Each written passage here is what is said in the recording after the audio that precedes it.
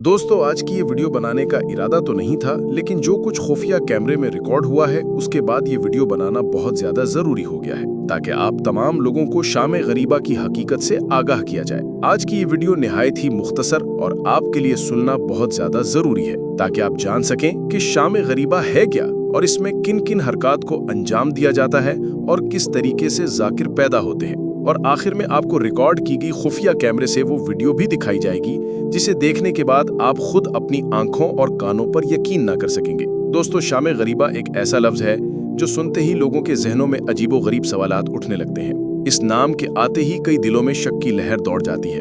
कुछ चेहरों पर हैरत नमूदार होती है तो कुछ दिलों में खौफ और तजस्सुस जाग उठता है। सवालात कुछ यूं जन्म लेते हैं, क्या वाकई सिरात कुछ ऐसा होता है जो शर्मनाक हो? क्या अंधेरे में वो हरकत की जाती हैं तो छुपाई जाती हैं?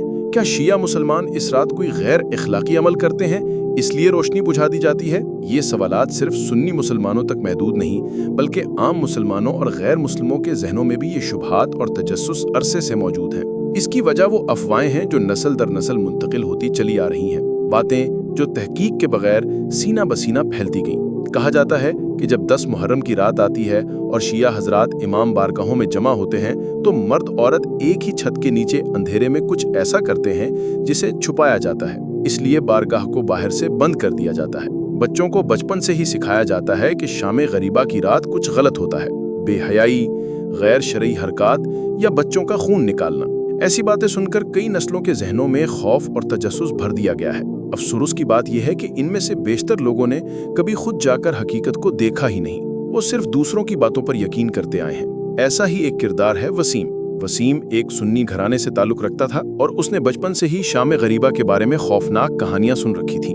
कॉलेज में उसका दोस्त अली था जो एक शिया लड़का था। जैसे ही मुहर्रम का महीना शुरू हुआ, कॉलेज कैंपस में शाम गरीबा के हवाले से सरगोशियां तेज हो गईं। कोई कहता वो लोग खेमों में अंधेरे में बेहयाई करते हैं, कोई कहता वहां बच्चों का खून निकालकर न्याज में शामिल किया जाता है। वसीम का दिल इन बातों से लरजने लगा। वो अली से पूछना तो चाहता था मगर हिम्मत नहीं हो रही थी। फिर एक दिन क्लास के बाद जब दोनों लाइब्रेरी में अकेले बैठे तो वसीम ने नजरें झुकाईं। आवाज कांप रही थी मगर उसने वो सवाल पूछ ही लिया जो बरसों से उसके जहन में था।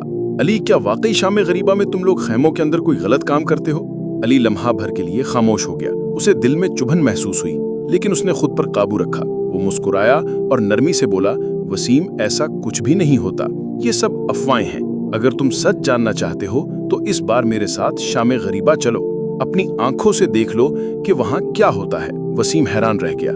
दिल चाह रहा था कि वो जाए मगर बचपन की डरावनी बातों ने उसे जकड़ रखा था। वो रातों को सोचता रहा, अगर वाकई कुछ गलत हो रहा हो तो, अगर अली ने उसे किसी मुसीबत में डाल दिया हो। मुहर्रम के दिन एक एक करके गुजरते गए। कॉलेज में शाम गरीबा के बारे में बातें बढ़ती रहीं। वसीम का तजस्सुस अपने उरूज पर पहुंच चुका था। आखिरकार 10 मुहर्रम की शाम आ गई। वसीम ने कांपते दिल से अली को फोन किया और कहा, मैं तैयार हूं, मैं तुम्हारे साथ शाम गरीबा जाना चाहता हूं। अली की आवाज में सुकून और खुशी नुमायां थी। शुक्रिया वसीम, तुम खुद देखोगे कि हम वहां क्या करते हैं। दोनों दोस्त साथ निकल पड़े। वसीम का दिल जोर जोर से धड़क रहा था। जब वो मजलिस में पहुंचा तो वसीम की आंखें हैरत से भर गईं।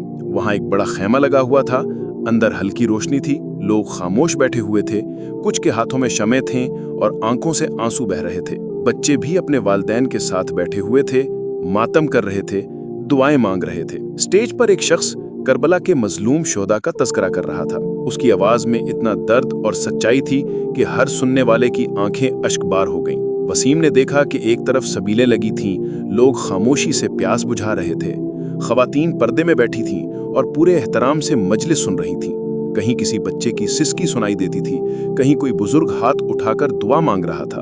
ना कोई शोरगुल था, ना कोई बेहयाई, ना कोई गलत हरकत, बस मातम, गम और अकीदत का समंदर था। वसीम की आंखें नम हो गईं।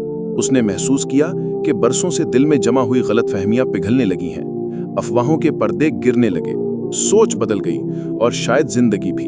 जब मजलिस खत्म हुई तो वसीम तेजी से अली के करीब पहुंचा। उसकी आंखों से आंसू रवा थे, चेहरा भीग चुका था, आवाज भरा गई थी।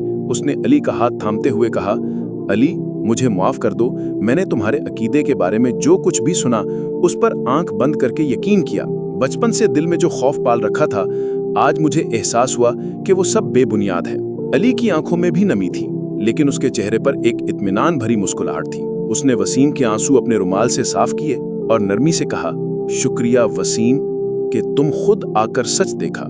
इमाम हुसैन की कुर्बानी हमें यही सिखाती है कि सिर्फ सुनी सुनाई बातों पर ना चलो, सच को खुद तलाश करो, आंखों से देखो, दिल से समझो।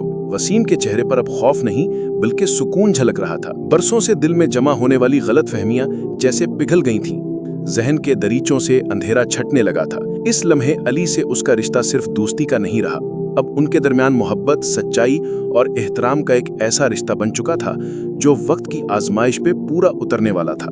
हम में से अक्सर लोग किसी भी फिरके, मसलक या अकीदे के बारे में सिर्फ सुनी सुनाई बातों पर यकीन करते हैं। हम तहकीक नहीं करते, सवाल नहीं उठाते और ना ही किसी से जाकर खुद हकीकत जानने की कोशिश करते हैं।